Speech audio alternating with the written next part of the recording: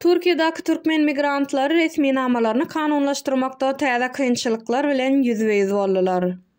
Türkiýe uzaldylan pasportlary bolan türkmenlerden wagtlaýyn ýaşamak üçin resmi namalaryny uzaltmagy kabul etmekden ýüze başlady. Bir näçe garaşly çeşmäniň habaryna görä, 29 martdan bäri türk migrasiýa hyzmatlary biometrik pasportlaryň möhleti geçen, emma konsulluk tarapyndan möhleti uzaldylan möhür bolan türkmen raýatlary üçin wagtlaýyn ýaşamak üçin ygtyýarnamanyň kimlik uzaldylmagy baradaky resmi namalary kabul etmekden ýüze başlady. 2021-nji ýylyň 5-nji ýuluna Türkmenistanyň prezidenti şahsy karary bilen 2023-nji ýylyň 1-nji ýanwar 2024-nji ýylyň 30-njy dekabr aralygyna Türkmenistan raýatlarynyň daşary ýurtda wagtlaýyn ýa-da hemişelik ýaşaýan halkara pasportlarynyň güýjüniň gutorýan möhletini 2024-nji ýylyň 31-nji dekabra çenli uzaltmaly diýip görkezme berdi. Karar esasyna türkmen raýatlarynyň möhleti geçen pasportlaryna täzeleniş belgileri bilen möhür basyp başlandy. Türkiýanyň Daşary işler ministrliginiň we Migrasiýa gullugynyň web sahypalaryna